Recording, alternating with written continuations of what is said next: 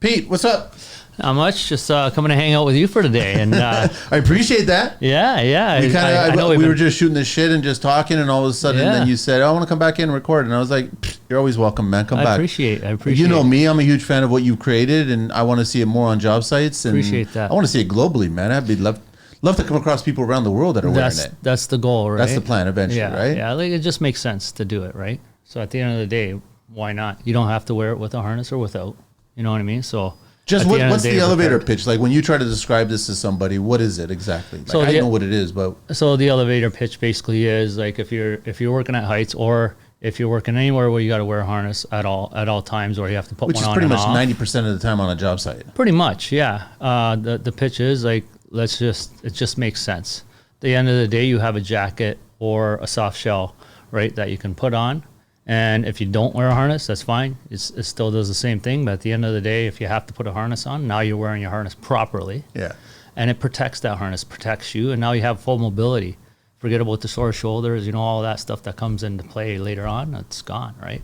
That's the whole thing. It just makes sense out there, right? Let me just share the information. So, sorry, what's your last name again, Pete? Zeppetella. Zeppetella? Yeah, that's why Zeps, because it's too long to say Zeppetella gear, right? No, I want everybody to know, right? It's Pete Zeppetella. www.ZeppsGear.ca or .com. You can find them on IG, social media, ZeppsGear, and it's ZEPPS, and then their email is ZeppsGear@hotmail.com. Is there a phone number you want to share? Or? No, it's fine. If you get on any of my social medias, you reach you, right? Find me anywhere. Yeah. You're on TikTok as well, too. On the same TikTok, Instagram. You got YouTube channel and YouTube videos, everything like that. Yeah. LinkedIn. You can reach me there. Also, Facebook. You can reach me there. When did we do the first show? Oh man, like a couple of years ago. A couple of years ago back. Yeah. Yeah, you had Cicely. That's when I and my wife. Yeah, because it's a company based.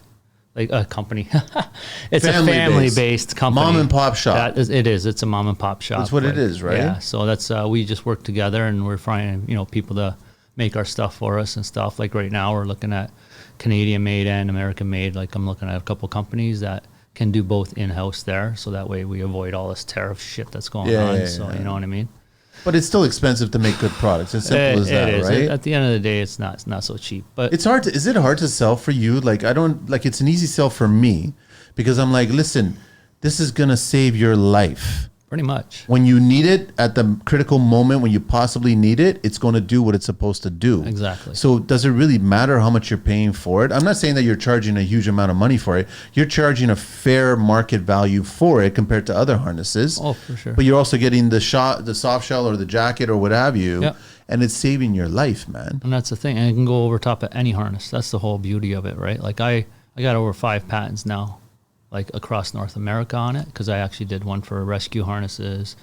I did one for the guys who climb the ladder masts and stuff like that, like do towers and stuff, like where the D-ring comes out here. I got a jacket for that. Like how is that whole process, man? I'm gonna lie. It takes years. If you're doing it right, it takes a long time. You've been at it for what, a decade now? Pretty much, yeah. I started back in 2015. Yeah. And then unfortunately, or fortunately, the way you want to look at it, it came to you because you had a scare. Yeah. Fortunately, what happened was little story. Like what happened was I was on a job site. I'm not going to say what job site. I don't want you to get crucified. But it's on a job site. I seen these guys come on site and hold the mic. Just pull the mic closer to you. Yeah, if you want to sit back. I see guys come on site, right, and they're wearing these slits, just a slit in their jacket, but they got their harnesses underneath the jacket. Yeah, got the D-ring hanging out. Man, that's fucking awesome. Like they're moving better. They're more comfortable, right? And I'm like, they're just flying. And I'm like, you're on, you got this thing over top. It slows you down. And you're, oh my God.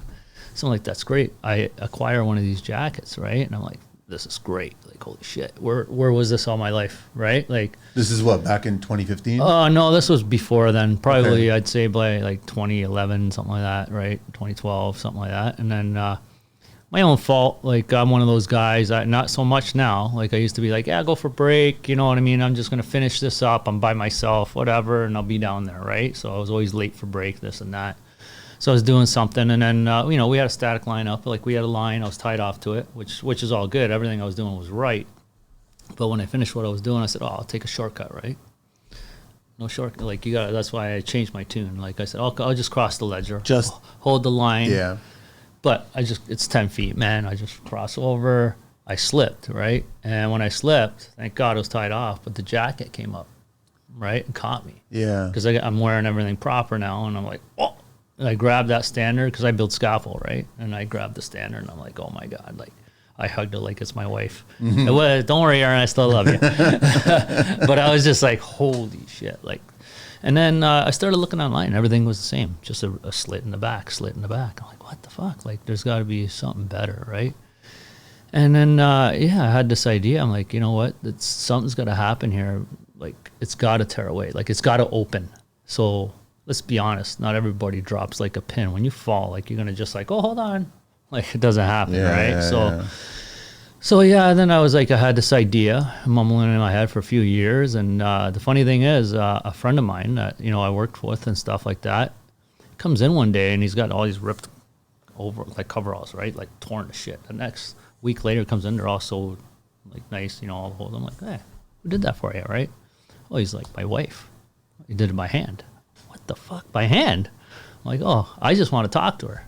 I told him straight out, I got an idea, right? It's for something, like, and he goes, okay. So we went and talked, and they helped me out. Like, I had the idea. I showed her what I drew up and stuff, and I said, like, just give her a sketch of what you were thinking. Yeah, pretty much, right? And I love working with her, right? Her name's Tammy, and a great person, man. Like, and it's like she reads my mind, right? Like, that's why it's like it's hard to find. I've gone to other people, and it's like so hard to I'm bad at dictating, trying to dictate something like that. I show you the sketch, and you're like, oh, I don't get it, right? But we just clicked, and we came up with ZeppsGear. Like, I tried a couple different patterns because I knew it had to open up, right? And the other patterns weren't so great. Like, he falls sideways or whatever. Like, this ain't working, right? How did you, I'm trying to figure out. So you had a sketch, you put it together, she sewed up a prototype. Yeah, I bought a bunch of jackets. And then you just did a prototype. And then what'd you do? You did a fake fall? Me, I actually did. I was the dummy, right? And I actually, the first time is they lived out in the country, right? So they lived, and I don't have a picture. I don't think I have it with me now, but I can visualize this, man. It's not so good, right? It's like, it looked really bad. I'm not gonna lie. So I threw a lanyard in a tree, and I'm like, we'll climb up the ladder, and right, like jumped out of a tree to.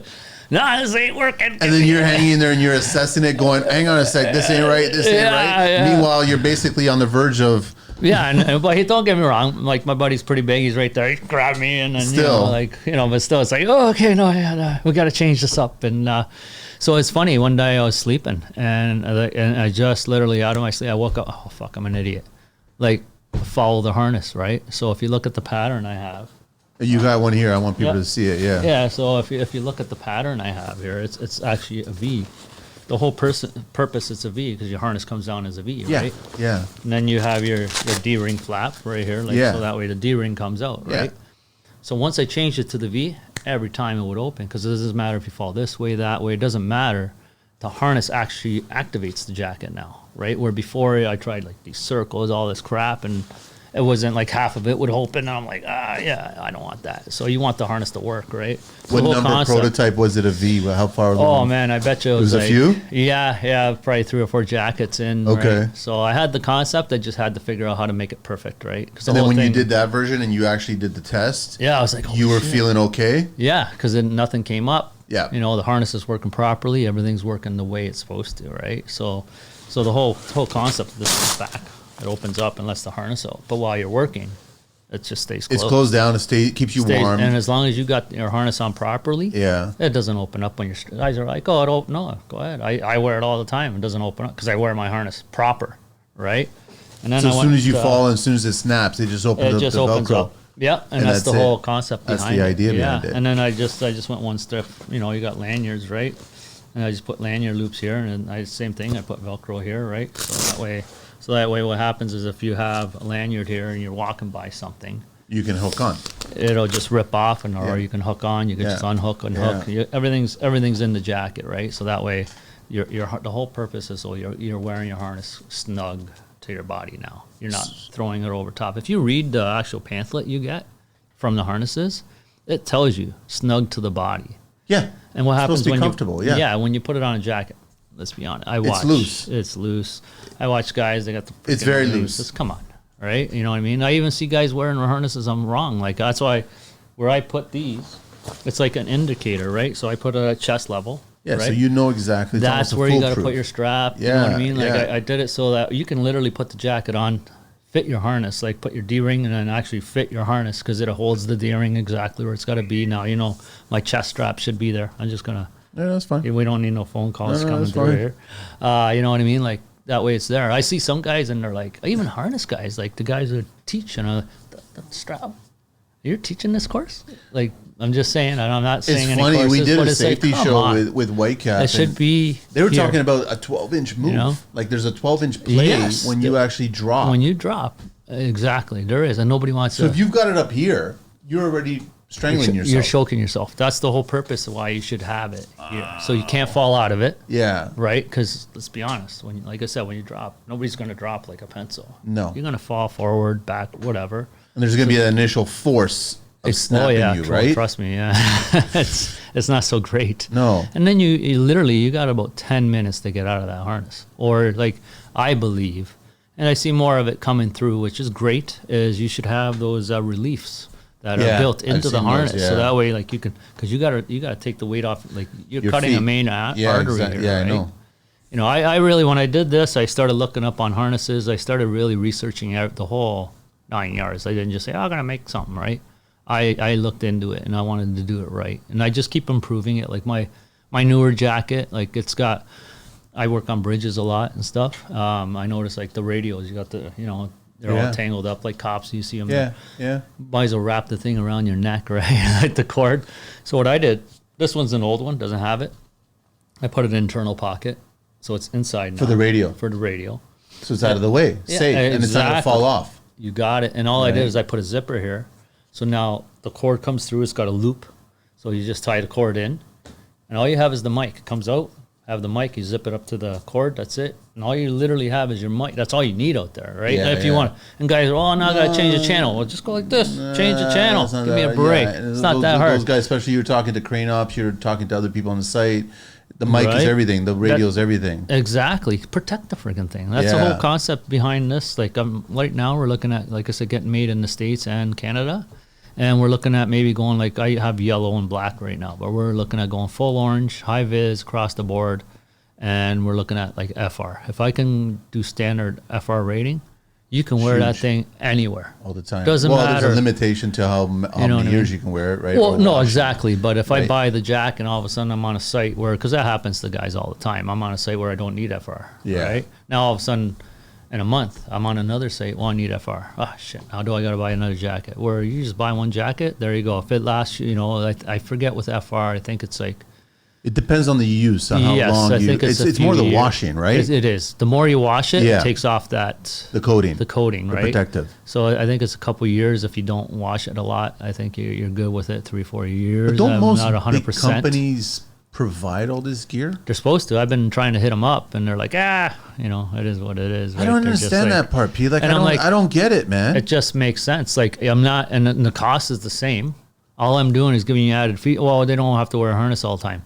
You don't have to wear a harness all the time. But when you I do wear need the to thing wear when I'm one, walking around, man. Yeah. What if you're working on a project, you're doing something, you got to jump on something that requires a harness, right? Exactly. Listen, you get onto any kind of machinery. Doesn't matter if the machinery is moving. If it's standing still and you're standing on that machinery, you have to have a harness. Exactly. These are all the laws, the rules, right? Right. And that way you got your harness on, you throw the jacket over top.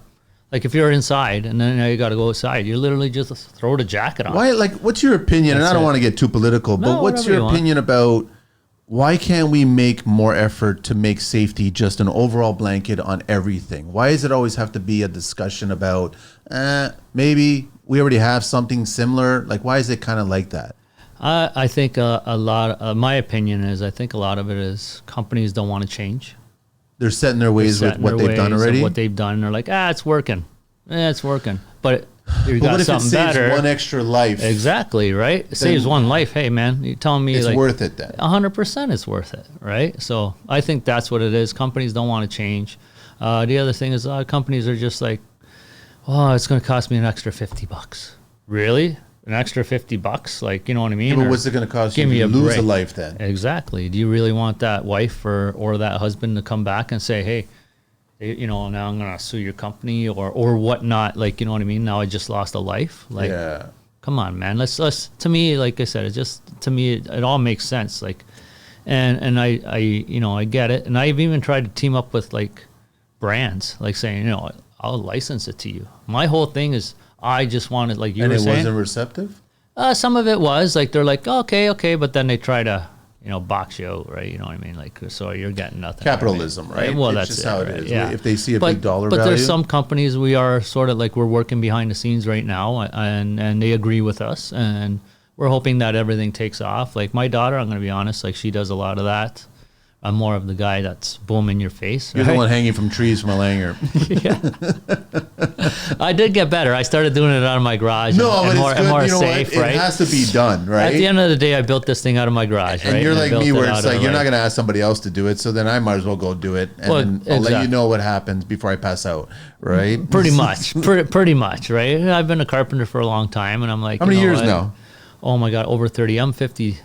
I'm going to be 52 this month. Oh, you're my age, man. Yeah, Holy and cow. I've started when I was 13. Looking for a roof that lasts and a team you can trust? Call Homestar Roofing, your local family-run roofing experts. From shingles to cedar, slate to metal, flat roofs to skylights, they do it all. Residential or commercial, big or small, need roof repairs, consulting, soffit, fascia, gutters, or eavesdrops? They've got you covered, literally. With affordable pricing and a reputation for quality, Homestar Roofing is building roofs and building trust, one project at a time. Visit them on social at homestar_roofing or visit them online, www.homestarroofing.ca, or even call them at 647-380-0625 for your free quote today. That's homestarroofing.ca, where your roof is their reputation. This message is proudly supported by the Construction Life. Like, to be honest, like the days Construction were different, huh? they were I'm telling you right now. How bad was the safety back then? You know what? Safety, I'm going to be honest. Has it been okay? To me, it was okay. Like I worked with some pretty decent people. Yeah. I'm going to be honest. My dad had a hammer in my hand when I was 8 years old, man. Like, I remember building the barn in the back. We're in the middle of the city. I'm building this. He taught me how to straighten nails. Where were you? Oh yeah, man. Like, I mean, I'm old school. Like, you know what I mean? And it's not on the. How many times you hit the thumb, man? Lots. Oh yeah. And I found though, when I started getting on job sites at 13, it was different. Not saying safety was always there. I think people were just, and I'm not trying to bash the young adults here and that, but they were more aware.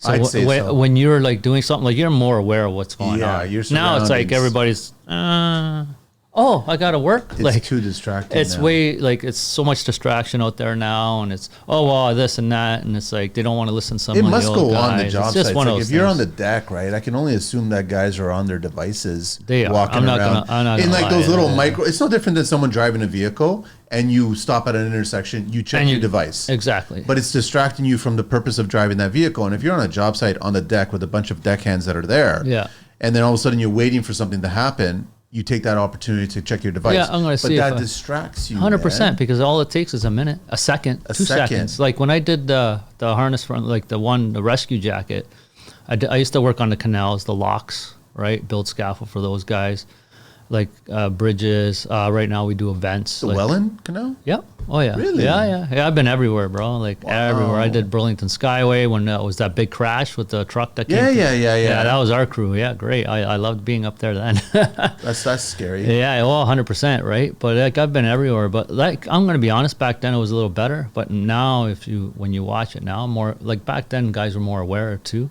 Right, we just did, man. Like, but now that the devices are in your face, you're on sites and stuff, and you see these guys, they have them with them.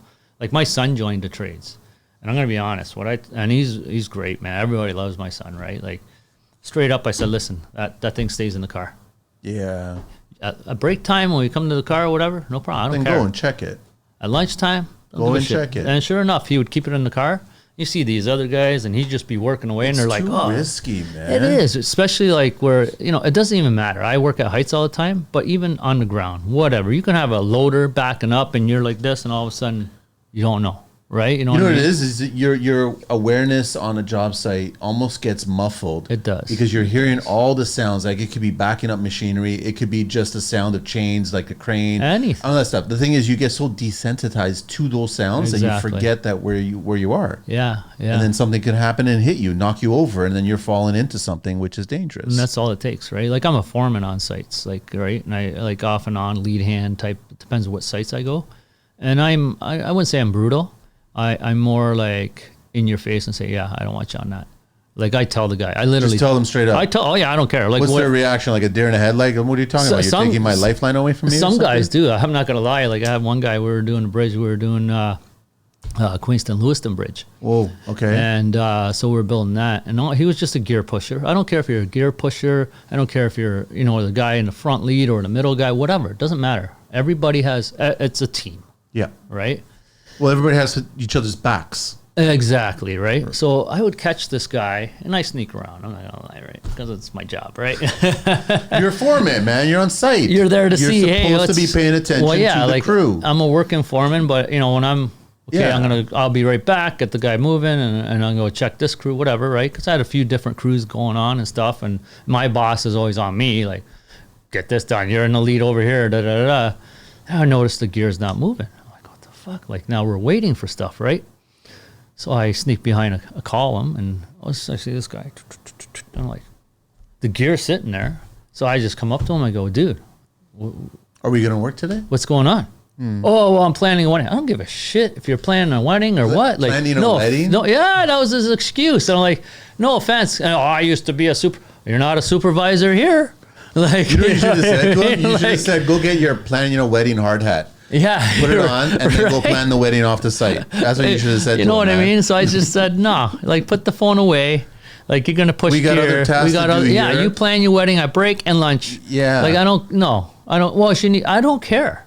Like, you know what I mean? You're being realistic about the situation. Exactly. I could see if it's an emergency or whatever. Yeah. That's different, right? Something happened. Oh my God, my wife just...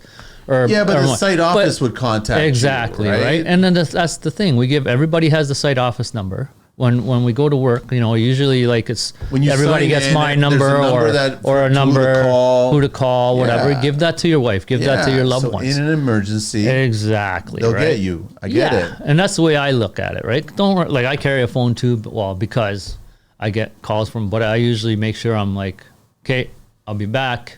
You know what I mean? Because now I got to take a call. My boss is calling me. I want to change this, change that. But you can ask the guys. I'll ignore the thing half the time, and then I get in shit. Wow, I was trying to call you.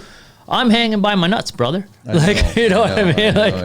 I'm not gonna pull up my phone. The guys, they have to realize that as important they make their devices are. When it comes to just everyday stuff, like someone texts them or someone sends them a link or something like that, they have to look at it right away. Then you should just get rid of that, and the safety and the job and the site, that has to be taken care of right away. Exactly. Simple, and it should be there, man. Like, simple. Yeah, I remember. A distraction will kill you, man. It will, man. Or somebody that's next to you. Well, you really want that on your shoulders? And you got to remember, when you're working on a crew, that guy next to you is your brother's keeper. That's what they always say. You know what I mean? Like, you're watching over each other, right? Like and back in the day, like I said, I was 13, man. Everybody, I started off and finished carpentry, right? And guys, we'd work together in a room. And then, okay, now you're good. You're going to go to this room and that room. But we'd always be a hall across from each other. Of course. Because you're close to each other. Like we would do big buildings, right? And then we got into the residential, right? And then I started framing, you know what I mean? Like, so I went through all the ranks, right? Like the boss I had was really good. Like his brother was a carpenter also. So there's 4 brothers. 2 were cooks, 2 were carpenters. Right? 2 were cooks and 2 were carpenters? Italians, yeah. Did the cooks ever come to the job site and cook for the carpenters? I wish they did. Well, I already know that the carpenters already went to the cook's house to do some carpentry. Yeah. You know what? We did. I'm pretty sure. Yes, That's what I mean. Did the food come to the wood and did the wood come to the food, right? Yeah, no, the wood came to the food, that's for sure. I remember going to one of the cook's houses and we did a spiral staircase for him, right in the middle of his house. Lunch was good. Right? Lunch was amazing. We're Italian, like I know. Portuguese, Italian, European, that's good food, man. A little bit of vino, it's okay. Yeah. It's okay. Right? But back then, like I said, we were more aware. Yeah. Right. Like more aware was because I didn't have a phone to my hip. Like, you know what I mean? You did jobs when you're framing. You didn't. I don't know. You're like, and then back then when I was framing, it wasn't like I'm framing with a hammer. Hammer and nail. Yeah, dude. I started back in the '80s, man. Like, you know what I mean? When tradesmen had forearms the size of their legs, right? Oh, like you see some of these guys and. One size like, bigger than talk about like, the farmer's tent and everything, right? Oh yeah, it's just one arm. huge, right? And then I remember the women back then, like, holy man, like They held their own. 100%, man. Like they were. That's why, like, you know, some of these. Oh well, women got. They've always been in trades. Yeah. As long as I can remember, and it was just like it was the women that wanted to be there. And they, man, the one building in St. Catharines we worked, I believe it was called the Prince or the Princess. It was a condo. Okay. Type building, and I'm telling you, we didn't have an elevator yet, and there's these two women that did drywall, right? And they would literally grab a sheet of drywall and carry it up like six flights. Flights, really? Yeah.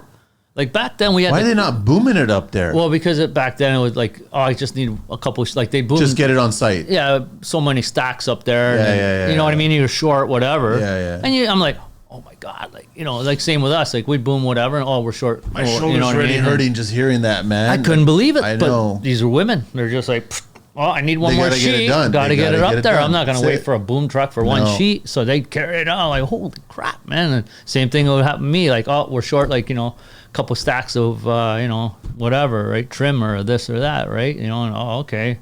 Throw it on my shoulder, 13-year-old kid. Okay, I carry it How out old's there, your right? kid? So my He just got in? Yeah, I got 3 kids. So my youngest, he's the one who just got in. He's 21, right? And What's his perception of construction? do you know what? You kind of gave him an idea of what it's like. Because like when he was small, like when I did residential stuff, and I would bring him on sites, you know what I mean, and you know, like if I did a friend's house or reframed something or some trim here, I would bring him here and there. So he had a gauge of, you know, I'm in mechanics and everything, so he's always watched me in the trade somehow, right? You know what I mean? And so he was like, yeah, I think, you know, that's cool. So at first, I want to learn this. Yeah. Yeah, when he got out in high school, and then he started sort of changing his tune, and maybe I'll go to business, right? That's a good move too. 100%. And I said, and I always said, you do what you want. I always put all my kids, you do what you want to do, right? Like my oldest, she's going to be a lawyer. My middle child, right? Like she's 23 now. She's a vet tech, right? Like she works in that field. She's in the front, goes to the back. She works with vets. Mm-hmm. And then my son, he did 1 year of Niagara College of Business. And I think what threw him off was he did it during COVID. So he's on a computer. And you know what? It's not a good way to learn. No, and I love my son, man. Like he was honest, because a lot of kids will suck you dry. And, he was straight up like, you know, I'm paying for this course for him. And then I'm like, oh, you got great marks. He's like, whatever, and got 90s. He's straight up. He goes, Dad, I don't know shit. He didn't absorb anything. He goes, no, because I'm not talking to a teacher. I'm sitting there. He goes, if I got a problem, I just look at the other screen. Oh, yeah, there's my answer. Plug it in. I didn't really learn anything. What do you learn at home? He goes, and then that's when I said, well, what are you going to do? So I got him a job at Clifton Hill, and with a friend, like through a friend of mine, and he was just selling tickets for a bit, you know, making money or whatever. And then he started moving like just junk type thing or whatever, like a guy's busy bee junk, right? Mm-hmm. Started working with him. Another friend of mine, I hooked him up, right? They started working together, and then I said, okay, no offense, kid, but these are go nowhere jobs. Like they're, you know, you're out of high school now. You did 1 year college. Like these are high school jobs to me, right? This is not a job. It's not a career, right? Because how far are you going to go, really? So I said, what do you want to do? He said, I don't know. He goes, maybe get back into the trades like you. I said, all right, no problem. So I got him into carpentry, right? And he came out, worked with me. I said, you're going to come work with me, kid. This is what you're going to need. Got him all his tools, got a pair of boots, did scaffolding with me, caught on real quick.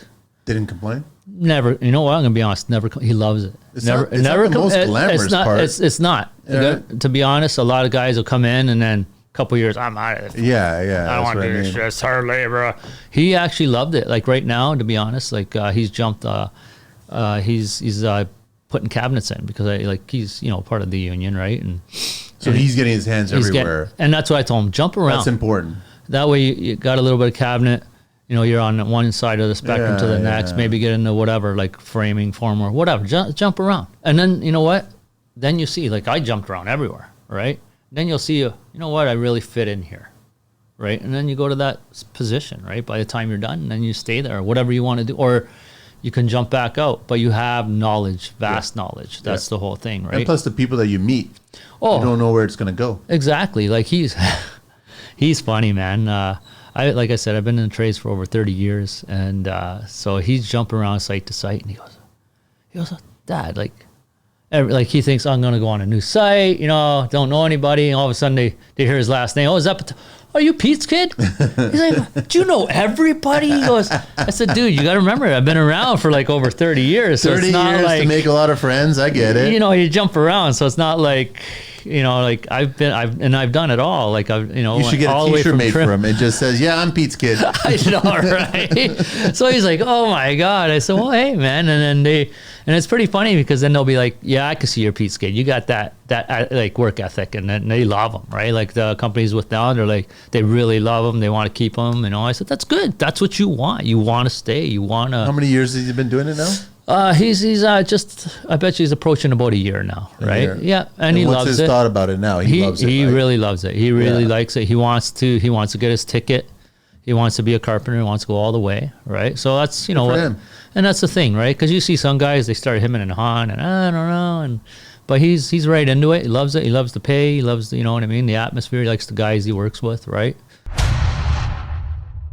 Attention aspiring tradespeople and entrepreneurs. Looking to break into the skilled trades or start your own home service business? Meet Trade Links Consulting, your go-to partner for success. At Trade Links Consulting, they're passionate about helping you find the right trade, build your business, and mentor the next generation. Whether you're exploring your options or ready to take the plunge, they offer tailored career consulting and startup guidance to get you on the right track. Visit them at www.tradelinkconsulting.ca today and book your personalized strategy session. Your future in the skilled trade starts here. This message is proudly supported by the Construction Life. What's the majority of the ages? Like he's in his early 20s. Yeah, he's in his early 20s. But what's the majority of people that are on the job site? What's the median? I'm going to be honest, it varies. Like you got a lot of 30-year-olds now. Okay. Right? And I notice and you got some young guys. And you got a lot of guys like my age, like 50s and stuff, but we're getting out, right? Like, you know what I mean? Like, we're going to retire soon. Because at the end of the day, like what I do, like both my shoulders are shot now. My knee's shot. Like I'm going back to work in June, right? Because I have to fix myself. You know what I mean? Yeah, of course. Like, but I see a lot of the age I've been working with is a lot of 30-year-olds. Early 30s, mid-30s? Yeah, early 30s, mid-30s. I find that if the young guys that get in, like my son, he's like this, he really wants to stick it out. Find some of the young guys that get in their early 20s, they want to get out fast, right? But then you got guys that are getting out in later, like and staying longer. Yeah, 26. Okay, they're like because now they're like, oh, I gotta be a man or I gotta be a woman. I gotta figure out what I'm gonna do with my life. Like I can't just live at mom and dad's, right? Well, that's what I want to ask you. Is the ones that are 30 or mid 30s, are they gonna be there at 50? I'm hoping. I see some of them. I don't know, man. Some want to get out, but I see a lot of like the guys I work with. I don't know if it's just the way I handle guys or like our company handles guys. They want to stay. Right? Mm-hmm. They like the work ethic, like, they like the guys. I think it's all about morale also. Yeah. Right? So I try to keep, I'm a fair guy, right? My one buddy says, you just want to be friends with everyone. It's no, I look at it like this. I'm your buddy right now because I want to teach you. But once you start don't want to listen, well, your buddy goes away. Yeah. At the end of the day, it's like, business, yeah. I'm here. Yeah. Let's be cool. Let's, you know what I mean? Because at the end of the day, if I got a good morale, and I look at it like this. I've had guys like, okay, I'll give you a longer break for another 5 minutes or whatever, right? But we're busting our ass. We're working hard, right? And then I look at it, and then my boss, get your guys to stay an extra 15, 20 minutes. When I ask, I never hear no. They'll do it. They'll do it because it's a give and take, right? Because they're looking at, well, hey man, let me stay an extra 5 minutes this last couple of days. Now, let's finish this up. Everybody always needs a little bit here and there. Well, that's it, man. That's the way it works. Exactly. You got to give and take, right? So if you just go in there with blinders on and just be a dick and you don't care, you're not going to get far with the team. No, because the team resents you. Yeah. You know what I mean? Why would you want that? Of course. Really, at the end of the day, why do you want the team to? You want the team to say, hey, there's Pete. right now, what are we going to do today? Not like, oh, fuck, there's people. I don't know how many tradespeople are looking for wedding planners on the sites, right? So sorry, like, yeah, I know, right? Like, you know what I'm saying? It's not really a high value interest, right? Like, I'm going to tell you, I got rid of that guy pretty quick. Like, it was pretty He's pretty probably funny. planning more weddings right now. Yeah, maybe. I don't know, man. But I was just like, I don't what know. the heck, man? Like, really? Like, get.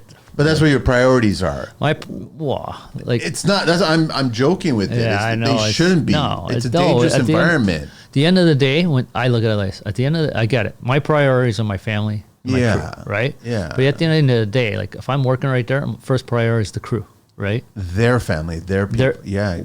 Right? Because at the end of the day, we all want to go home, right, alive. Like that's why I made the jacket, right? Like we all want to go home safe. We all want to go home alive. We all want to do a good job. And we don't want to kill ourselves anymore. Because I'm going to be honest, the difference, like, you know, back then you'd kill yourself. Like my old mentality. Break yourself, yeah, I know. Oh, man, I carry 6 ledgers at a time. Now it's like, you know, I'll pick up 2. Like I'll do a little more trips, right? Like it's a perishable career, man. Well, because what happened? You're literally breaking your body down, right? Like that's what's happened to me. And there's now. smart ways to do certain things. Well, that's the thing, right? Work smart, not hard, right? You know what I mean? So let's protect ourselves better. Let's work better. Let's work more as a unit. You know what I mean? If I can get now, instead of me carrying something across, if I can chain it across, I got 4 guys. Well, if I chain it, well, now you're going to get all that same material there, right, at the same time or faster. Then each guy is going to walk back and forth and huff this, you know what I mean? So it's all in the way you work, right? Like, you know, like you were saying earlier, like boom the thing. I got to get up there, boom it up. Now it's there. You don't have to like try and carry it up or whatever. Like, you know what I mean? And you have to look at the situations too, because there's somewhere like in the canal, for instance, like we would do these massive stair towers, right? So from the bottom of the lock to the top. And how you going with them? And so what happens is we boom everything down. Okay. Because you got to start from the bottom. Yeah. Right? Like we built stuff up top before and then crane it down. It all depends on who a company you're working for or whatnot, right? So when we start from the bottom, then you have to chain everything up, right? But then you put a guy on every second lift, lift wherever you can reach, and you work as a crew, right? And there's other situations now where you can say, I can boom everything up to here. Now we work. Now I can boom up to the next lift. Now we work. So now you're not chaining, right? So it all depends on the situations, right? Like same thing when I did residential, right? Like you got to get the gear.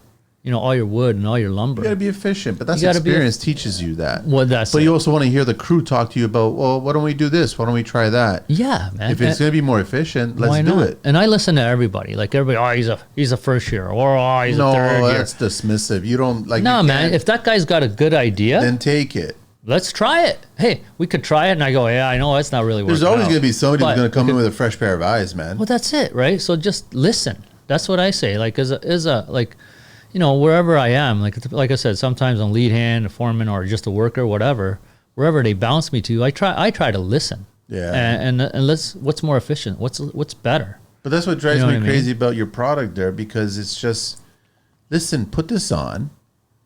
The thing is, the hope is we don't want you to ever need this. Exactly. But when you do need something like this, you have something that will take care of you when you need it, right? It's like driving a car in airbags. We all know they're there. The seatbelts, it's always there. Yeah. You never really think about it until you actually need it. And then once you need it, it deploys, it does what it's supposed to do, and then it takes care of you, man. Exactly. And that's the whole purpose behind it. And I think most trades try to find ways of just getting around it, especially in the winter months when you got to put a jacket on and a harness on, trying to figure out how to put the two together. A trade will always try to figure out the easiest way to put it on incorrectly. No, you're right. You know, like you could show them how to do it, and they'll go, "Well, I've got an incorrect way to do it better." Yeah, no, but it's not correct. About? Exactly. I've seen guys. It's funny. Like I take pictures here and there where I'm gonna get in trouble one day, but I see guys like this winter. I drove by these sign guys. They're in a lift, right? A mobile lift? Yeah, mobile lift. Okay. And they got harnesses on, so that's good. They're tied off. They're in the bucket, yeah? They throw the jackets right over top of the harness. But now the harness is coming down here. What do you think's going to happen? They're zipped up. They're going to ass over tea kettle, man. I know. Come on. Right? You know what I mean? Like, you know what I mean? Like, it just makes sense. Like, that's why, like, I'm like, and I stopped. I say, hey, man, you guys should check out ZeppsGear. Like, you know, like, I got a major sale going to happen pretty soon, right? Like it out, right? That's, you know, that way you're going to have same concept, but now the D-ring is going to come out the proper way. And if something did happen, you fall out of that bucket, well, You're not going to go ass over tea kettle. Like, you know what I mean? Or the other thing I see is, they just put it comes out here, and you got the D ring here. What do you think's going to happen? It's too high. Too high, and then it's going to smack you in the back of the head. Yeah. But no, we don't want to think about that, right? Like, come on. I mean, I guess common sense, man. The good thing about that is that you won't really notice the pain coming from your legs because the pain will be in your neck, right? And you're going to be choking yourself, strangling, right? It's like, come on, man. Like, and that's why, like, I don't know. I don't get it. Like, that's why I keep pushing up and, like, I'm not giving up. Like I said. Don't give up. Oh, no, man. I just keep pushing this product out there. I just keep a good idea to the government or to unions or to anybody. And they don't really want to take the idea and go with it. Yeah, I've called like big companies, like, and the safety guys. Oh, I'm like, that's a good idea. Okay, let's talk. Well, let's get it in this company, right? Like, you're the safety guy. You're the guy, right? Like, you're the guy who should be saying, you know what, we should be buying these, right? Instead of, well, no, we're gonna not. Like, did you ever make a kids version? Just for marketing purposes, not for reality, but if you made a minier version of it. I have like small jackets. What I had in mind, and I don't know, I may do it yet, is contacting schools. I have like a small, and it fits kids, right? Like, it's small, so it's, right now it's offshore, right? Just to say, hey, you know what? Like, because, like there's people that go in and talk or whatever, about the trades and stuff, to grade schools and high schools and stuff. I think those talks should start with safety. 100%. They should, with PPE. They should be saying, "Hey, that's the beginning of everything." They should, when you get out in a trade, it should be like this. Let's talk about hard hats. Let's talk about safety boots. Let's talk about harnesses. Let's talk about workwear and jackets and warm. Well, that's it. Listen, this is Canada. We're going to be working, and especially the higher you go, the colder it gets. Yeah, it could be. It could be sunny down on the ground, but I was just going to say that. Like, I've worked on bridges in the middle of summer, and we're wearing the wind. The wind, we're wearing thick sweaters because we're like, and then you go down there, you're like, oh my god, I know, you're dying, or hey, like. I mean, that's the thing. And the thing is, guys don't understand is, like, if you had your harness, you especially now, like before when I started working, if it rained, we went home, right? That's the majority of things. But now, guys push. Like, the companies are pushing more. You're working out in the weather, more of that type of element. And technically, if you read the same thing, you read that little pamphlet, not supposed to get the harness wet. Not supposed to get any oil or stuff on the harness. You gotta read the manufacturers. Not supposed to burn it, like when you're doing welding. Yeah. I know how much I see it all the time. Like, you see harnesses and they got the sparks. So like my FR would protect all that. You put like a soft shell that's got the water. It's not waterproof, but sheds the water off you. Yeah, it beads. It beads off you, right? Protects your harness. You know what I mean? Like, wintertime. All the slush and everything, you got a jacket over, protects the harness. Like, that's salt doing salt. It? Oh yeah, salt. Does it? Yeah. Oh, yeah, like I've got a harness with the salt and stuff. Like, you see, it starts turning white, right? Like, because you're working out there. Like, especially when I was working on bridges, cars are like, you're right next to where the cars are coming by. You don't think you get no debris from that? You do. You're getting it. You're getting some of it, right? You know what I mean? Like, we've had like especially the Burlington Skyway. We were so close to that traffic.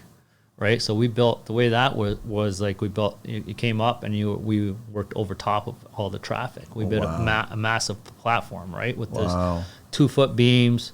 They're like 66 feet long, and then we would base out on top of that, like, put a massive platform up there, and build off that aluminum beams all the way across them to make, like 1-foot centers to make everything strong, right? So but when you're down and you're building that, you're still with the traffic. Yeah, you're about a lane back because you keep the lane away from you, but you're still, car splashes you. You're getting that. Of course. You're getting everything. Like, you know what I mean? You're in the extreme weathers, right? That's the thing about it. Exactly, right? That's why to me, it's like, protect yourself, protect everybody. Like I said, it just makes sense.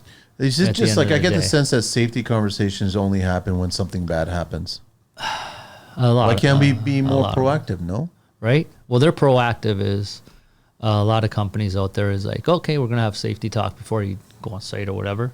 To tell you all this shit, whatever. You go through their safety courses and stuff, and then all of a sudden, sign this, sign that.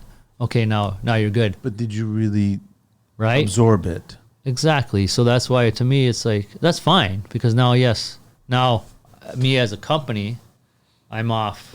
Hey, you know what's going on, right? Yeah, but that's more of like, we're just protecting ourselves legally. That's all we're doing. Yeah. We educated them. We went through it. They signed off on it. Yeah. But then the accident happened. But that's then maybe they didn't really learn anything. And they were just a little bit nervous or fearful that they had to sign just to agree to everything. Yeah, and that's why I look at it like this, is like as being in a lead position a lot of times, is that leader. I don't care, you're a foreman, supervisor, whatever leader you are. I know you have a safety guy, but you should be safety also. So if I'm pushing my guys forward, I'm a foreman. Let's go, let's get this shit done. I should be and I do, like, ever since I fell, like, I'm a different guy. Like, I'm like, tie off. Why is your harness loose? I'll literally go up behind it. If I know it's loose, I'll grab the D-ring. I'll give him a yank. I'm like, why? Why is this so loose? Why is it so loose? Tighten it up. Constantly telling guys, and then you see the other guys. Do they get it? Do they understand? Some guys do. Some guys are like, whatever, and it's like most people just think that they'll never fall. That's right? what it. That's what it is. They won't be that one person. I'm gonna be honest. I used to be that guy. Like, I'm not gonna fall. And I fell a few times. Like, like that one time with the jet was the worst. I fell through a deck onto another deck, like a lift before. You know what I mean? I fall and caught myself for my legs. Like, like I have, like at the end of the day, You're like on a I said, job site, man. I've been in it for 30 years. You tell me in 30 years nothing's gonna happen to me?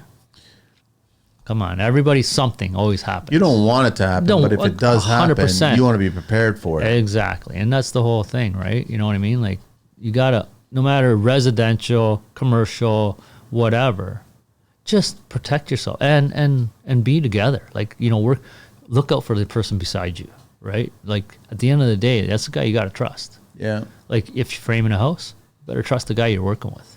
You know what I mean? Like, anything. That's the way I look at it. Conversations globally? Not globally. More like I've stayed in North America. Canada, North US. America, US. I have sent stuff out globally. Like I sent stuff out to Australia. They're jackets. pretty safe, no? Yeah, they're pretty good. I sent out some jackets. The whole crew said, "Yeah, man, these are great." Sent the whole, like, I think it was like 8 jackets or whatever. Okay. For their whole crew, and I haven't heard back, but at least, you know what I mean. Sent them out there. I'm like, and that was what, like a bunch of framers or something, or yeah, okay. There were a bunch of framers out there, and they're like, these are awesome. Like, because I was on Instagram.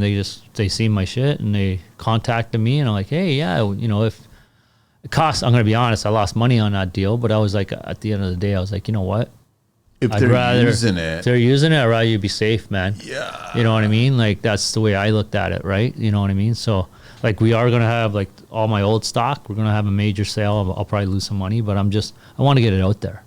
How can people, they go on the website to get that? Yeah, they can go on the website and stuff. Okay. We're in a store called Trillium in St. Catharines on Hartsel Road. Okay. But you can order online and have it shipped to you. It's shipped right to you. Yeah. Okay. So, and then we're trying to get in other stores. We're trying to get in. I know, but you say old areas, stuff, but it's still. Oh no, it's just the old. It's this stock here. Yeah, it's that's all it old. is. It's all. It's just my older stock. Because like I said, but it's perfectly for the job site. Perfectly. Oh yeah, fine, everything's right? perfect for the job site. It's not that it's old. It's just my older stock. It's just I have to sell to make more, right? Obviously. Yeah. I can't make more without selling anything, right? Yeah. So we just want to do a massive blowout so more people get it on their backs. It's I got black and the yellow high vis right now. So it's still good on a lot of job sites. Like, makes it a little bit more challenging with the summer coming because not a lot of people. Right now, yeah. So we're gonna hopefully, we're gonna gear up, talk to a lot of companies and stuff right now to hopefully for the winter, blow them out pretty, a decent price. We don't have prices marked down yet, but I like the idea of the decent price. The hoodie version. Right? The hoodie version, yeah. Like, guys right now on the job sites are still throwing on their hoodie. If anything, double layer hoodie right now. Exactly. So if I can make the soft shell that's water repellent and blocks that wind, that's the goal right now. We're looking at a couple companies to make them, and we want to push those out hard because then right now they would buy them. You know what I mean? So that way they're protected. They protect that harness. And like I said, I'm even looking at making soft shell hoodies that are FR for the guys that are welding and stuff too, right? Well, why not? That makes sense as well. You're an iron worker. You're out there. You know what I mean? Why wouldn't you, right? Why would you want to? Because I ask this all the time. So there's companies like Esso and DeFasco and all them, right? Yeah. So when you go into those companies, you have to wear everything's FR rated. Okay. Then I straight out, like I'm not blowing nobody in, but I straight out ask. So I go, because Fasco I've worked there, so I know firsthand, right? I go, are your harness FR rated? Well, no. Nope. Oh, that's funny. So you got to wear a jacket that's FR rated. You have to wear coveralls that are FR rated. But then you're going up high and they're going to give you a harness, but it's not FR rated. Does that make sense to you? No. Right? And these companies are doing it everywhere. And it's like, So to me, I'm like, okay, you don't want to give them an FR rated harness. You should be, buying a jacket from me. Of course. That's FR rated. Cover it. Well, now at least you're protecting that harness. Of course. Because let's be honest, all of a sudden I'm welding away or something and you're getting sparks all over it, right? You're fraying it, whatever. Now, if you fall, that's a potential of that harness going, and then you're gone. There's a failure. Exactly, right? That's my opinion, right? Consider Expert Plumbing and Drains. When it comes to plumbing, you need someone who's not just skilled, but truly cares about the job they do. Someone like Aaron Bolin and his team at Expert Plumbing and Drains. Aaron has been in the trade for years, and he's built his reputation on one thing: commitment. Commitment to his craft, his crew, and most importantly to you, the client. At Expert Plumbing and Drains, it's not just fixing pipes, it's about delivering the best possible service every single time on every single project. So whether you're dealing with a leaky faucet, a stubborn drain, or planning a full plumbing overhaul, Aaron and his team are ready to tackle it all with skill, integrity, and a passion for excellence. Need help now? Call Expert Plumbing and Drains at 905-531-4111. That's 905-531-4111. Or visit them at www.expertplumbinganddrains.com and on social media at Expert Plumbing and Drains Canada. Experience the difference of working with a team that's dedicated to getting the job done right. Because at Expert Plumbing and Drains, your satisfaction is their top priority. You can also email Aaron directly at aaron@expertplumbinganddrains.com. Expert Plumbing and Drains, where expertise meets care. This message is proudly supported by the Construction Life. You know what I mean? That's the way I look at stuff. But they don't look at it that way. No, I don't get it. I'm like, these are top guys, right? You know what I mean? Like, you guys should be like the one time we went to, I'm not going to say where, but we went to one company and we're an outside company, right? So we were subbed in. So we had to build this massive stair tower because they were doing the roof, right? And then we had to put some handrail up and stuff for them and stuff like that. So that's cool. I get in there and then I had an argument with their safety guy, right? Because they come up and we're building away. We just wear regular safety glasses, hard hat, fully it's summertime. We're on our harnesses, everything. We're good. He comes and goes, you got to wear smoggles. What? You got to wear what, sorry? Smoggles. You ever hear of smoggles? Oh, I remember you telling me about this. So they got underneath, but what happens with smoggles is they sweat, right? Yeah. You can't see. Yeah. You know what I mean? So it gives me these smoggles for all my guys. Okay, so I give them to the guys because I don't want to fight with you, man. Okay, whatever. He walks away. Guys, you got to wear this. So okay. So we start wearing them. All of a sudden, I'm like taking them off, wiping them, taking them off, wiping them. They're all just frosting up. Yeah, you can't see nothing. I'm like, now, what is out here? Why do I even, I'm out in the middle of nowhere. I'm out, there's a building. So why did he want you to wear them? Because what happened was there was an incident in this factory on another side of the factory, right, where it was dust and whatever, got into the guy's eye. So all of a sudden the safety guy goes, smog goes across the whole board, right, at this factory. Come on. Maybe it was just a fluke that... that's it. Let's make sense. Over there, because they're working with whatever it was like chemicals and all this stuff and the stuff's floating around, whatever. I get it, right? You don't want the shit floating in your eye. But you're outside, man. You gotta make sense here. So then the guy came back, because then after I said, because now my guys are at risk because you're on the scaffold, they're taking them off, putting them on. No. I said, put your regular safety glasses back on. I told the guy straight up, put your shit back on. Let's go to work. We work. Guy comes back. I gave you those spots. I'm like, dude, I told him. Oh, no. I'm like, you got to be kidding me, man. Seriously? Right? So this is bad. So what we did is I said, okay, fine. You want to play this game? We're going to play the game. So I got all the guys to cut the bottom of the smoggles, right? Just the rubber. Yeah. Right? On so the that bottom way, part? Yeah, so the air can get in there so you can so it doesn't fog up. Yeah. Right? So now when the guy sees me from 20 feet away, it looks like I got smoggles on, right? But I'm like, do I really have to play this game? I shouldn't. But then I'm got the guy off my back. We finished the job. Everything's cool because he thought, but I'm like, really? All you needed was the inspector to walk around with smoggles himself. Well, that's the thing. It'll start to fog up. Here's the catch. He has smoggles. He's got them down here because he's walking around and then puts them on when he shows up to where I'm working. So why don't you walk around all day with those on, that's right? What I mean, walk around, then experience that they're actually going to fog up. Come on. Then you'll be the same. Right? We kind of did that during COVID years when we had inspectors come by, and my job sites, we didn't have masks. I didn't force anybody to do it. And then when the inspector showed up, they were wearing masks. But I remember whenever he showed up, he's like, "Can I take this off?" I was like, "Dude, you can do whatever you want, man. Right.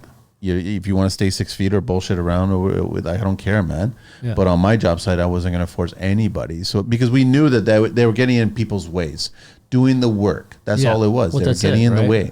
Well, that's your now with the mask. I remember during COVID with the mask, it's fogging up your glasses. Yeah, that's why. Because it's coming through here. Then you get some people talking about, you're like, you're not positioning the mask correctly. And I'm like, you know what? I'm feeling very confident on this site. I'm totally fine. I don't care. Right? Leave me alone, right? And then, you know what, COVID, like with these stupid masks, you know what the funny thing was? We were on some job sites. And because they recognized, okay, you're fogging up your glasses. Then they'd be like, oh, you can wear your mask here. What the hell's the sense of it? Are you serious right now? So I could put my mask, so it's here, so my nose. Why am I even wearing Because humans don't breathe through their nose. Like, do you know what I mean? Like, come on. These are safety guys. Well, because we recognize it fogs up the glasses. And whenever they find the hill, they'll just die on it. That's all it is, man. Whatever, man. You know what I mean? But I was very, like, I mean, I could have had dickhead inspectors, but he was very cool, down to earth. Cool, yeah. And I was like, he just took it off. He's like, I can't breathe. And I was like, dude, I'm not asking you to keep it on, man. Yeah, I know that's it's up to you. You're on my job site here. I need to get work. We got to walk around. You got to inspect things. We got to be moving around. You got to get stuff done. It's summertime or whatever. And so like, dying it's up to you, man. I don't care. No, I'm with you, man. Like, it's some of the stuff, it's just like, I don't know. I always say, like, you got to look at the bigger picture with the trades, right? Yes. I know there's always that argument about when you do a roof, where are you supposed to tie off? Like, you haven't built the point where you're supposed to tie off yet, so you can't tie off anything there.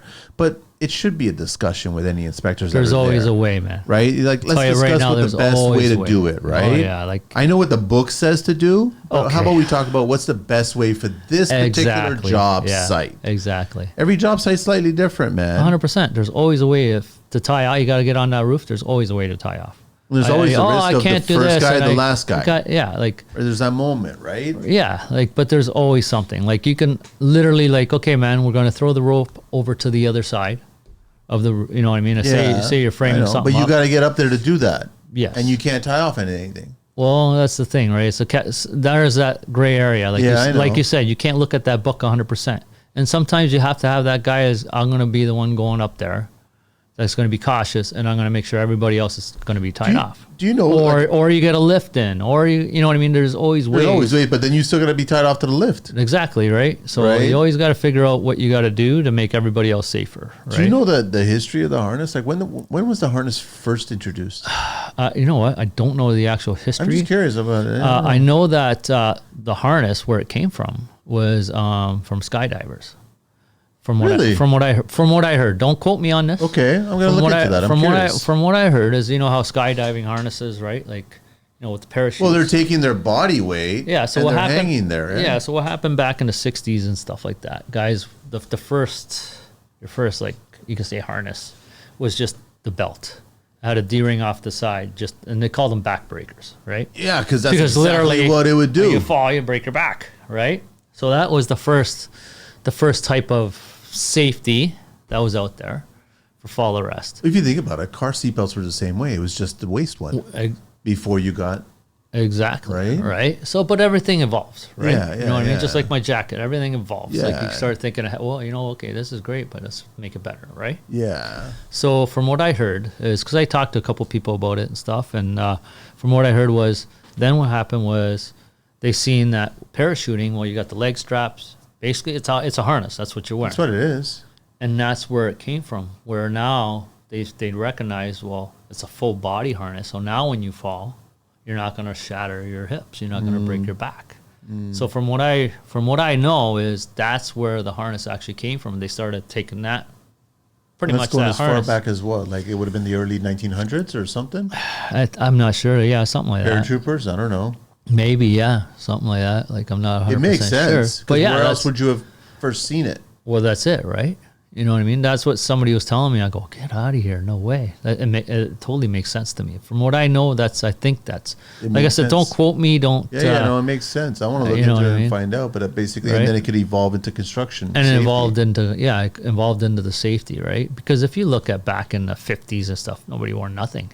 Literally, like, they're building these skyscrapers. They're It wasn't They until just you like- start seeing the 70s and 80s with the building of skyscrapers, and they did have the harnesses on, and they had one lifeline. Yeah. And they would just move along with the D-ring, and with that the- was it, exactly, right? right? And then evolved from there. Now two, that way you got a double tie off, like you tie off and you got to tie off there to unhook, right? Because people recognize, well, But it goes back the to what minute you were I go- saying earlier, where they were aware of their surroundings. Because, Oh, yeah, listen, man, I'm back impressed then- with seeing iron workers, and they walk the beam, and then 100%. you're like, you realize that you're about 100 stories up, and you're building something, and you're walking as if you're walking on the sidewalk. Well, that's it. They're aware of their Just- surroundings. They are. Now it's like you don't see, like, You know what you also notice, Pete, about that? Nobody who's had mobile devices. Or nope, smartphones. nobody. It was like, I'm included on this job and that's what I'm doing, man. Like none of this. Oh, hold on, let me go up let here me and, just check. I want to do a selfie. And that's gone, man. Like it's the truth, right? It's and that's they were focused at the task at hand. yeah, and I think we should personally, my opinion, like I said, when I got guys, I give guys shit. You know what I mean? Like, and personally, my opinion is we got to get. Why back don't they just to outlaw that. them? Huh? Outlaw them. I think so, 100%. Even like, you know what? Like, there are some cases where, like, where my son is now, they use their cell phone to communicate. Like, if he's down the hall at this, wherever doing this, and then they'll call each other, whatever. Sure. But at the end of the day, you shouldn't be on it. It should be like, you know what I mean? Should be radios. 100%. So then you just dedicate the radios are there, conversation, yeah. and that's it. Oh yeah, okay. That's You don't it, need to done. use a phone that's got all these No. other apps and social Yeah, exactly. media. You know what it is? Know why they're making them use their phones? I'm telling you right now, because the company now I got to buy radios. The radios ain't cheap, right? But Like, what's you more get a expensive, you using get the radios and buying the radios, or having it's your their employee own- force spend time on the phone? Well, no, yeah, I agree with you, but the company looks like this. Well, why wouldn't I get you and you to use your phone? You're paying for your phone. I'm not paying for shit. That's the way companies look at it. I know, but right? the time that they use their phone, I totally agree. the production dollars there compared to the cost of radios. Yeah, where a radio, it's like I you're bet you not any money getting you- on it because you know if that guy's gonna call, I gotta call you. You know, all of a sudden I'm gonna go. Oh, like let this me and get a check. wedding planning here. I just Okay, wanted- let me I get just this gotta going. plan my wedding real quick. Oh yeah, I was just calling. Yeah. Right? I was just calling That's what I- Manny. that's I was just what I I was mean. just talking That- to Manny. that's what I oh, mean. Oh, he's gone. Okay, yeah. Oh Just yeah, I'm go gonna with get this the wedding, a radios. nice dress, and give me a Hey, break. get two paper But no, cups and a 100 string, man. I don't know. Like, No, I agree with you. The radio is the way to go. Stay focused with the task at hand. 100%, man. That's what I'm saying, right? 100%, because then you're more aware of what's going on. Your task gets done better, Yes. right? You know what I mean? At the end of It's the done day, more efficiently right? At because the you're end of the zoned day, into it. you're concentrating on what you're doing. You're not just willy nilly like I was doing this. Oh shit. Let's be. You know what? I say this all the time. Let's look at it this way. Right now, a person, and I'm self-included. Okay. You back when I was like young in the 80s and stuff. Right? I'm serious. Yeah, I know. Okay. It's not that long ago, man. Oh, yeah, I know. I know. But back in the 80s, I remembered everybody's phone number. I can't tell you anybody's phone number. You gave me your phone number? I know. I would know. I'd be like getting on that. I know. Or ding, you know what I mean? I know. Now, guess what? I can't remember shit. I got my wife. I don't even know my wife's number. I got to literally go on. Oh, yeah, my wife. Okay.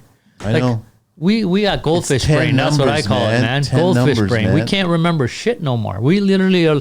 They say, "Oh, I see guys on you. Oh yeah, but the phone you got everything at the palm of yeah, it's fine. You got everything at the palm of your hand, but at the end of the day, You don't know any of it. you don't know shit. Same know. thing with I'm gonna learn carpentry off of this. Get the fuck out of here.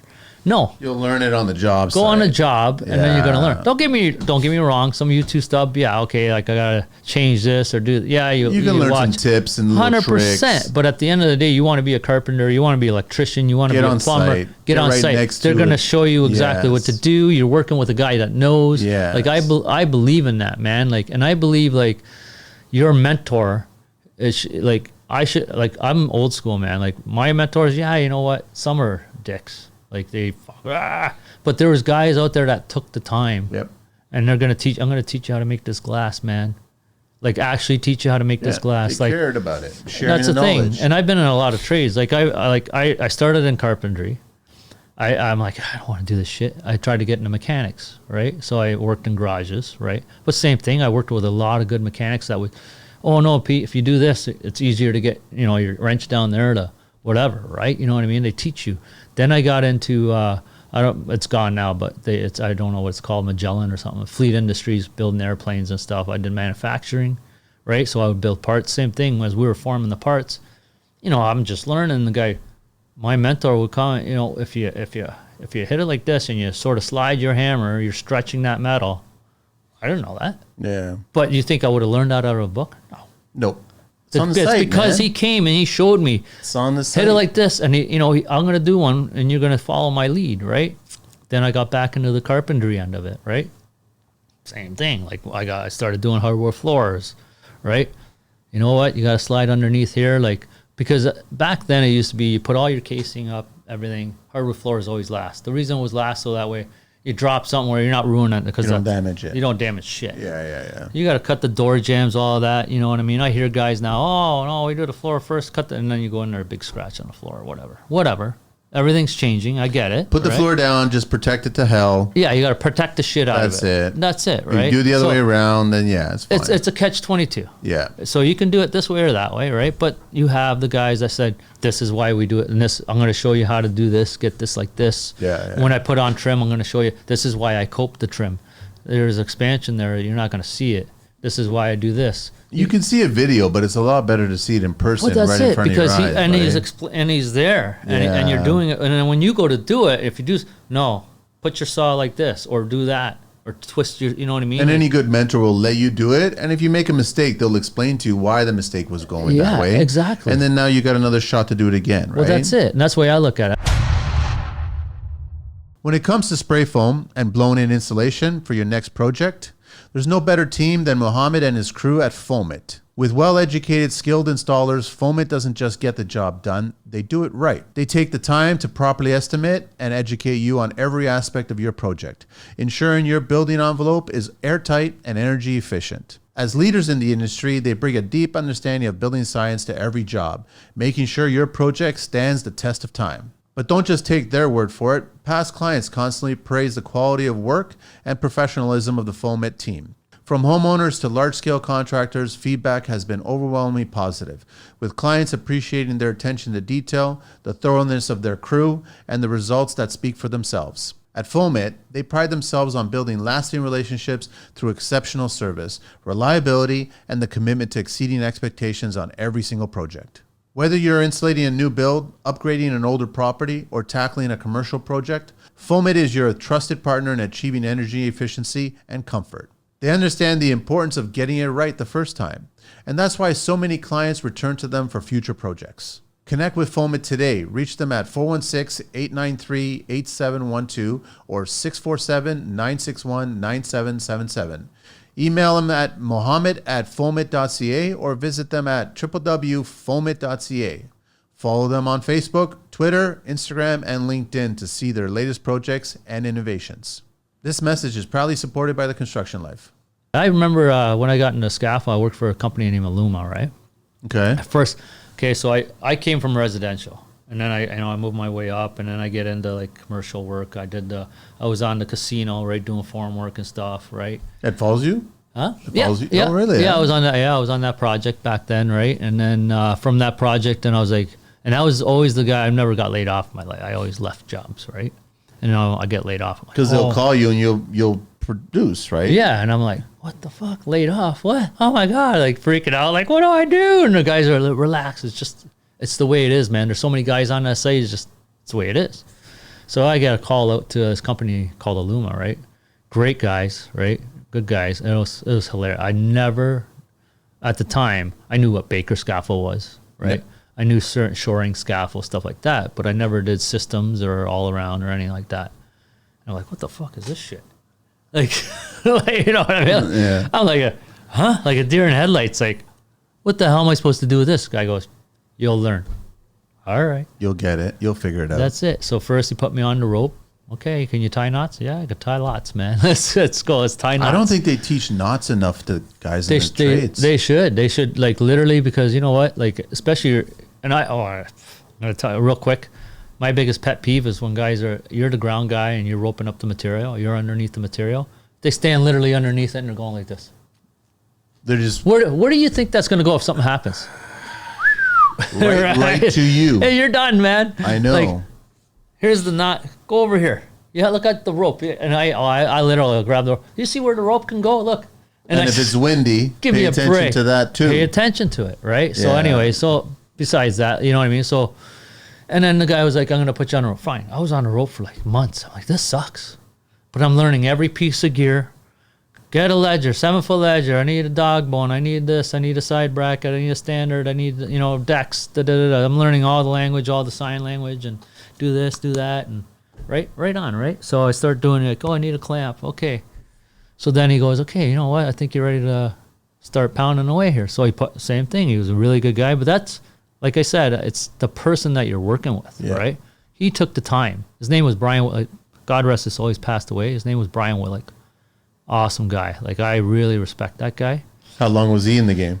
He was in the game for years, like 30, 40 years. Yeah, like a long time. And I got lucky with the crews. Even when I joined Tower, like Steve Sabo, Dave McDonald, all these other guys, like great guys, taught me more, kept learning from everybody, right? And that's what But that's construction. That's it. I don't care how old you are. Yeah. You know what I mean? You're going to always learn something. Like I said, apprentice might come on, it's a fresh pair of eyes. I might go, if you did this, holy shit, that works.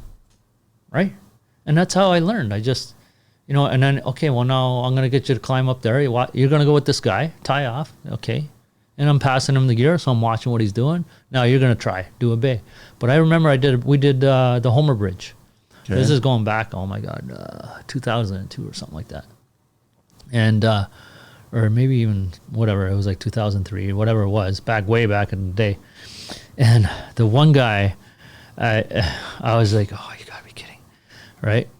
So he's like, so we're building, right? And right now I know scaffolding, I know how to build, right? But I don't know everything, right? No. I just know. You'll never know everything. No. Yeah. So he's like, well, we got to do a cantilever off of here, and we got to do, we're going to come up so much and tie this into the bridge, blah, blah, blah, right? So, okay. So start building away, right? I'm thinking, I'm going great. Woo, I'm flying, right? He's just passing me here, and okay, stop. Okay. I got like 2 lifts on, right? And then he goes, it's okay, come here. Calls me back. He goes, now look at it. So I'm looking at it. He goes, you see what you did wrong? What the fuck? What do you mean? No, it looks great. He goes, no. He starts picking it apart. See, that brace ain't supporting that. That's not supporting this. Like, that's no good. Because you got to remember point loads and guys are going to be on this working. He goes, now you're going to tear it all down.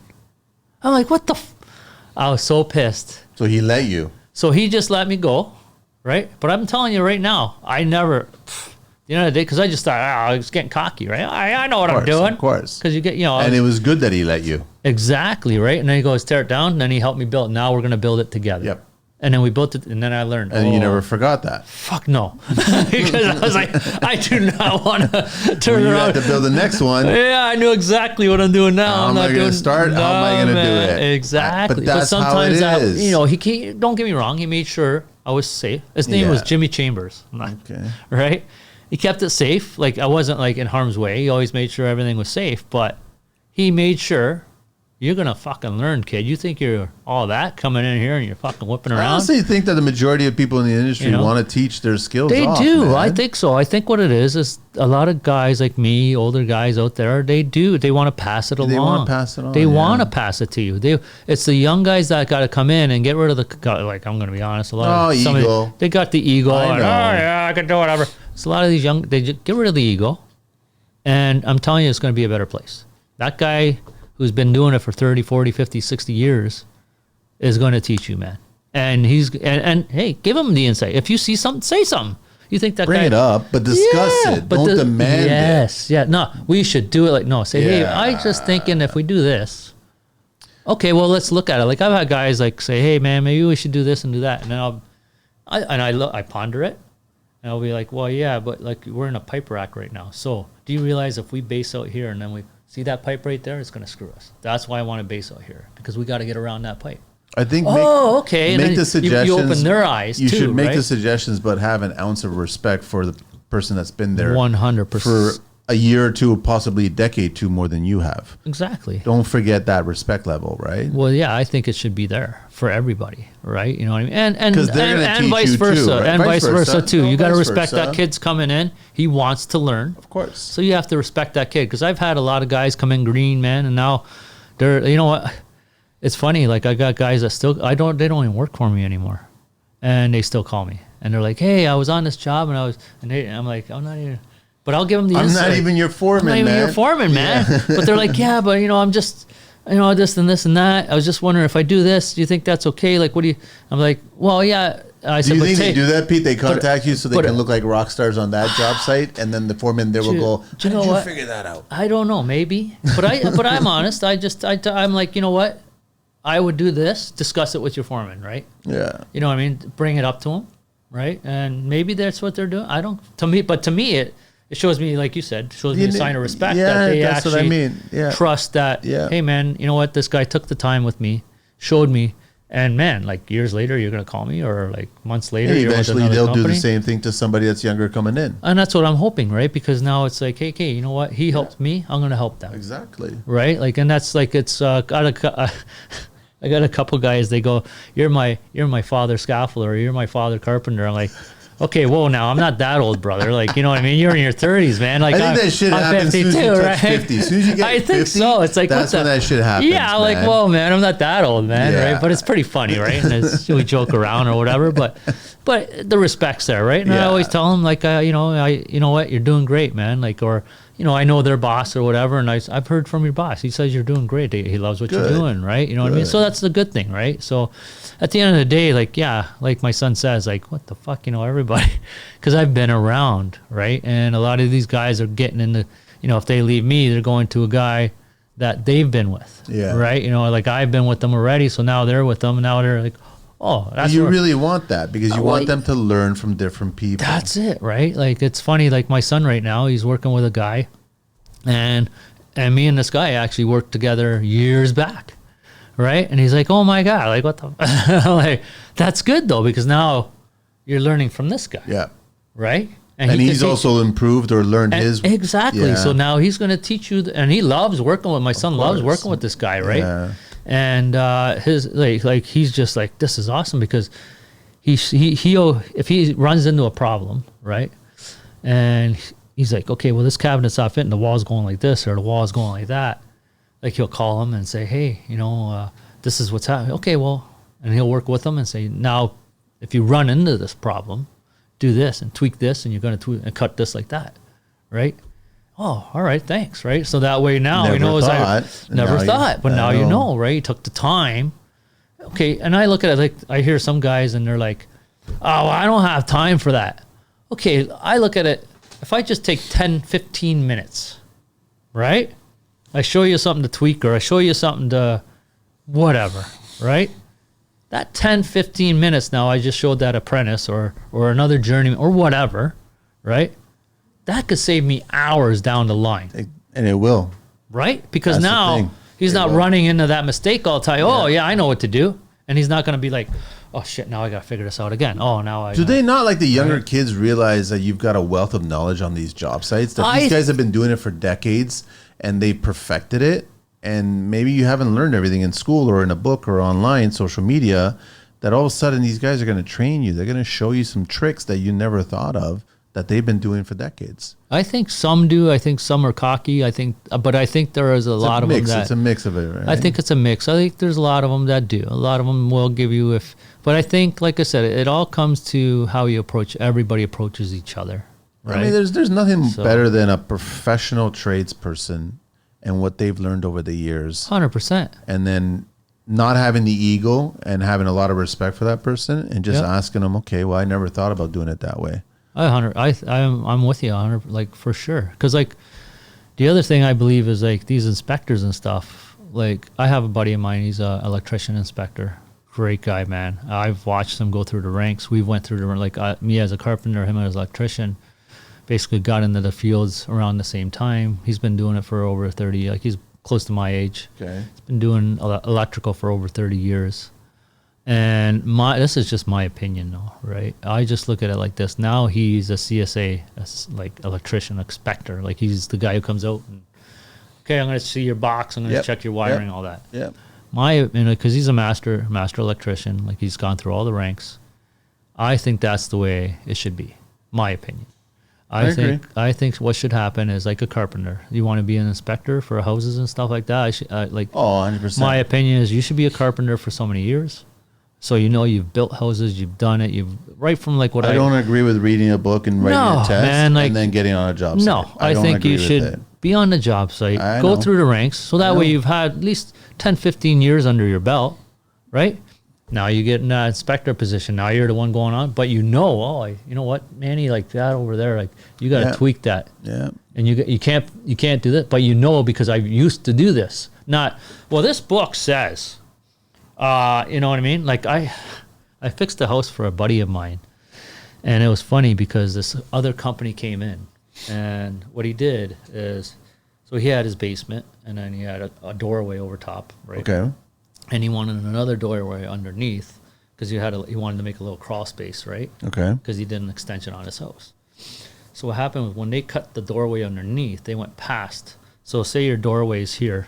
So they went over here. I can't remember how far now, but it was like over here and over here. Now you weaken that structure, okay? Yeah, you have, yeah. Because everything's forced, right? So that doorway takes that load, transfers that load down. So if they would have been underneath, right onto the concrete, that's going to take the full load. No problems, right? So what happened was my buddy got caught. Like, the inspector comes in, does his job, looks and goes, oh, well. And he showed me, I went upstairs. Your door comes to here. Your door comes to here. But when they cut your concrete, you cut to here and to here. So you're past that threshold. Yeah. It's not good. You got to do something here. But the inspector was knowledgeable enough to notice that. But here's the catch. He was knowledgeable enough to know that, right? So then my buddy calls me up and goes, oh, shit. Tells me about I said, no problem, man. Relax. We can fix this, right? I go to his house. I said, I just got to come over, see what's going on.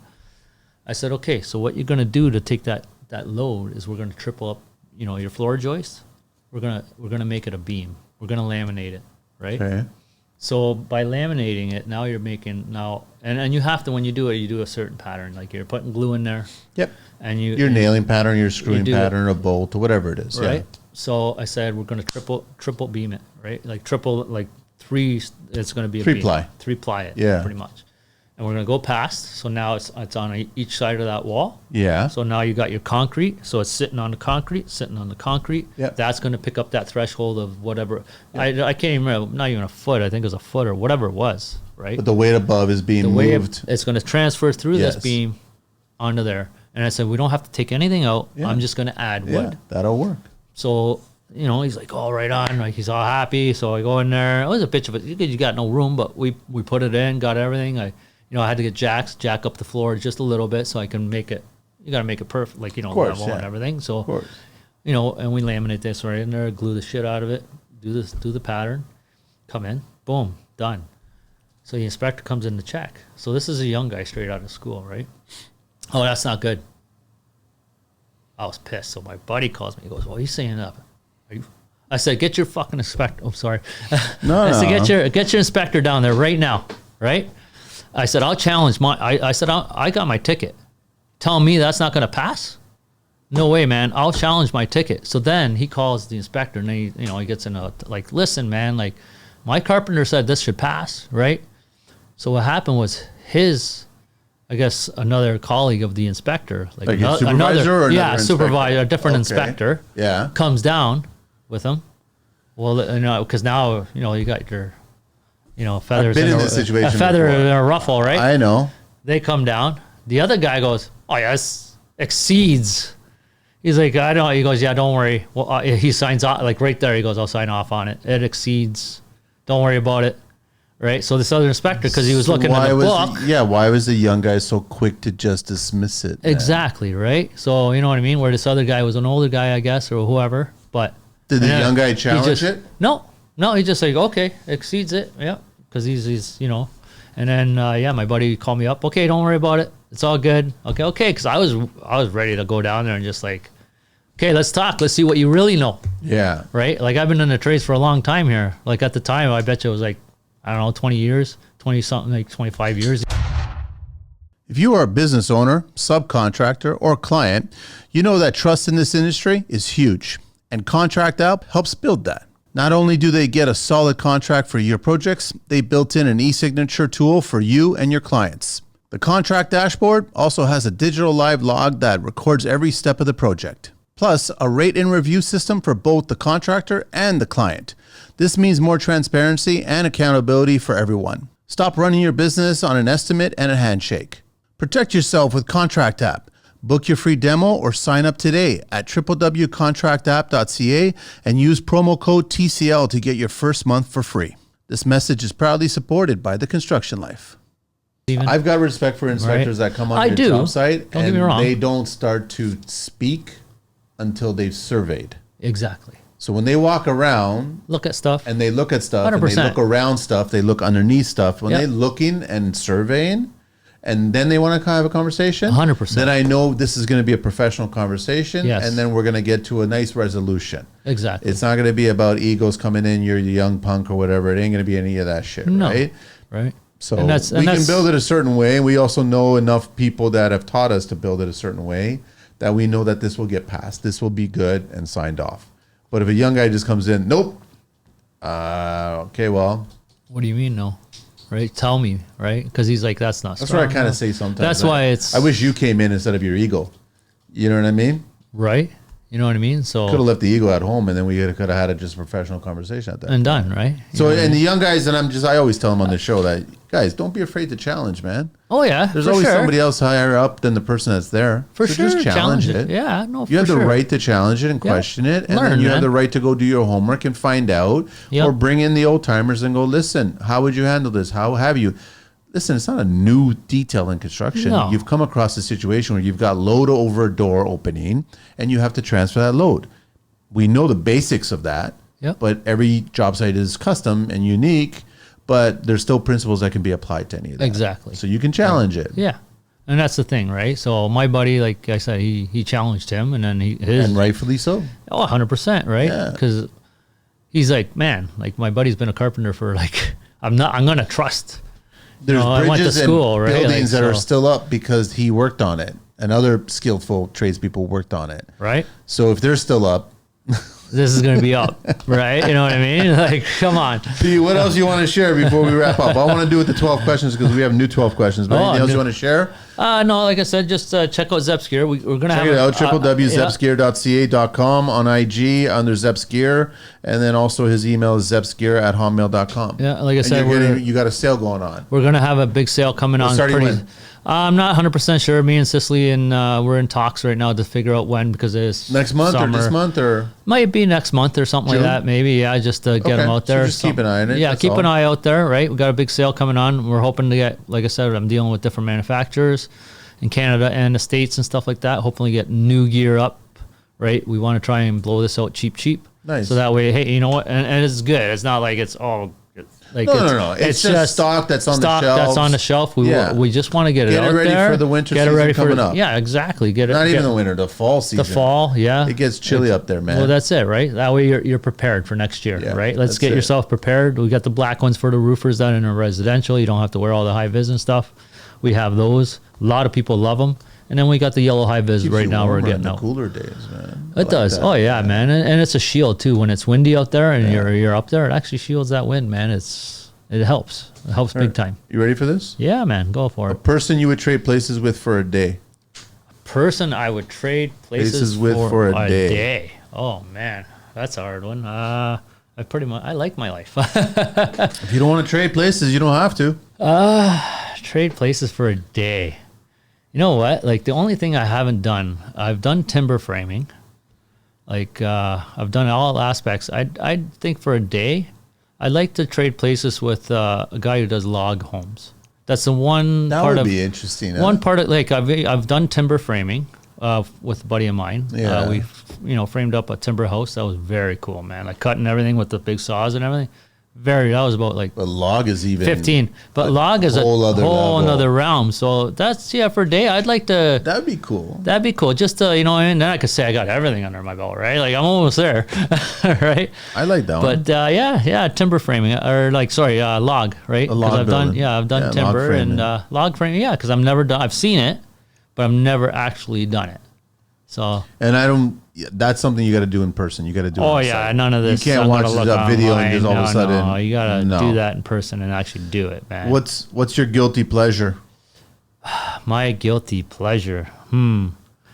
Let's see. My guilty pleasure would be drinking, I guess. I'm not gonna lie. Cause I'm supposed to stay off the booze and stuff. So Who's telling you that? I have a heart condition, right? Oh. So I shouldn't really be drinking, right? I learn something new every day. So, Booze affects the heart. Yeah, I know, right? But wine's good, no? Wine's good. Just ask the French. What's your least favorite tool? My least favorite tool. Oh, man. I love tools, man, to be honest. You don't have one tool that's annoying? What tool is annoying? Oh, man.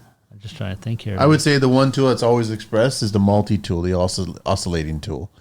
Just the sound of it, right? You know what, though? It works for certain It's a useful tool. It's a useful tool. Yeah, that's why I mean. But the sounds of it does suck. Like, it's like, man, like... I don't know what's the least favorite tool? I don't know, like, to use, like, all tools are very handy. I'd say one of the loudest, like, tools, I guess, would be, like, even when I'm banging with a hammer and stuff, because it's like, oh, God. But I like the hammer, but I use it every day. But at the end of the day, man, it's like... It's tiring. It gets tiring. Your arm's like, oh, my God. Biggest risk you ever took? The biggest risk is ZeppsGear. Building that. to you know what I mean? Keep building it, man. Don't stop it. Bring something new into this world where it's nobody, hasn't been done, right? To be honest, like, you have a slit in the jacket, but that's not ZeppsGear, man. Like, where I actually took it where it works. Like, I've done it for every harness now. So yeah, I think that's the riskiest thing I've ever, like, just jumping in. I'm not a business guy, so just jumping into making stuff and trying to make this a business and putting it out there, something new to put out to people, to have people say, you know what? Like, yeah, man, this makes sense. It's the riskiest thing I've ever done. It's a big risk taker, that's for sure. Best compliment you ever got? The best compliment I've ever got is from my workers and stuff like that. Yeah, you know what? And you know what? Oh, that's a hard one. Even my daughter and my kids, like my kids are like, you're the best dad. That's like, to me, it's like, that's nice, right? And from the workers, it would be like, because they're like, so you don't want to hear them say that you're the best dad. Not the best dad, but they're like, you know what, you're a guy I want to work beside, where I trust you and believe in you, right? So that's foreman, something like that. Yeah. What's your favorite beverage? My favorite beverage. Oh man, I think last time I said orange juice when I was here, because I love orange juice. Probably. But I do love orange juice. I still love orange juice, but right now Corona, like I have a nice Corona, like they're nice going down. Almost Corona weather season. I think so. Summertime. What never fails to make you laugh? What never fails to make me laugh? My kids. I'm gonna be honest with you. Good. I'm a big family man, and just seeing the quirks that my kids do. Like my like I said, my daughter, she's 25. And she's going to be a lawyer, very smart girl. But some of the stuff she does, it's like, you serious? Like, come on, kid. Like, you 10 now? Like, you know what I mean? Like, oh, some of this, like right now she's visiting and she's hiding these little figurines in the fridge and stuff to get mommy going, right? What the fuck is this? You know what I mean? It's just stupid stuff like that. My other daughter will come in. Makes you laugh, though. But that's the thing. Like, my other kid, she'll come in and do this quirky dance. Like, I'm like, what is wrong with you right now? Like, or my son has, like, sometimes he'll come up with some stupid comment and you're like, did you just think of what you just said? Like, you know what I mean? Like, come on, kid. Like, I love you, but Jesus, like, seriously? So I think, that's my kids. My kids are the ones that, bring the joy. And worst piece of advice you ever got? The worst piece of advice I've ever got is, to be honest, is don't worry about the next guy, just fucking, right? To me, like, I worry about, that's bad advice. Don't worry about the next guy, just fucking keep trucking, man. And no, man, at the end of the day, like, everything I do, everything anybody does, be honest, right? It's not, I don't care who the fuck you. You can swear, don't worry, I know. I don't care who you are. Like, all these big, high-powered guys or whatever, you always have a team, man. Somewhere. So you got to worry about the guy beside you. Yeah, 100%. Like that's the worst, I think, advice I've ever got. What profession other than your own would you like to attempt one day? Well, I've been in a couple professions. I went back to carpentry. Doesn't have to be construction related. It could be something else. What profession would I like to try? Like, well, I guess I would say clothing designer, but I did it. What profession? This is a hard one, because I do like everything I've tried.